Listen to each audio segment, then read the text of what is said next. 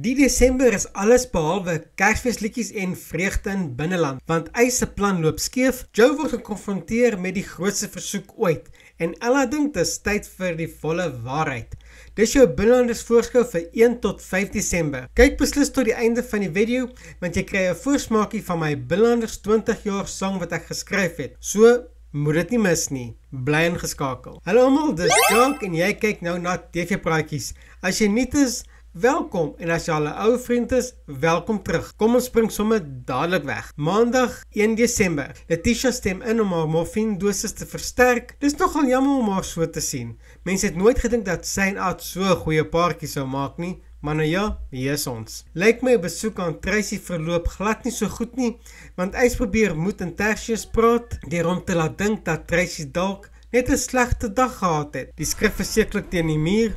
Gaan Tracy en Tertius die storm oorleef? Wat dink julle? Johan maak seker dat sy teenwoordigheid by binneland gevoel word. Dinsdag 2 Desember. Joe word gekonfronteer met die grootste versoek wat iemand nog aan hom gerig het in sy loopbaan. Dit sal dalk 'n bietjie duideliker word met Woensdag se voorskou. Die druk op Tertius word al hoe meer. Die man is so te sê op breekpunt. Ongevalle kry onverwagse konsultant wat werkers woedend maak. Woensdag 3 Desember. Johan en Ella begin saamwerk aan 'n ongevalle projek. Tertius sal sy frustrasies uit op Jess. Joe voer 'n ernstige gesprek met sy vriende wat handel oor einde van lewe sorg. Dit is heel waarskynlik Letitia wat die versoek aan Joe gerig het in Dinsdag se episode. Donderdag 4 Desember. Ella besluit dat dit tyd is om vir Henry die volle waarheid oor haar verlede met Johan te vertel. Ek wonder hoe goed dit gaan verloop het. Alhoewel Henry gesê het hy gee nie om nie, dink ek hy gaan baie omgee. Talia se gesprek met Tertius kompliseer dinge al hoe meer vir Jess. Ek is seker Ad kom te hoor van Letitia versoek aan Joe,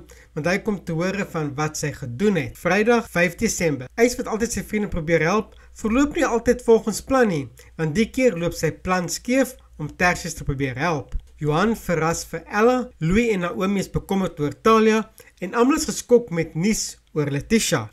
Soos jarelange fans van Binnelanders reeds weet, is Binnelanders al 20 jaar op die kassie en saai tans seisoen 21 uit om die mylpaal te vier.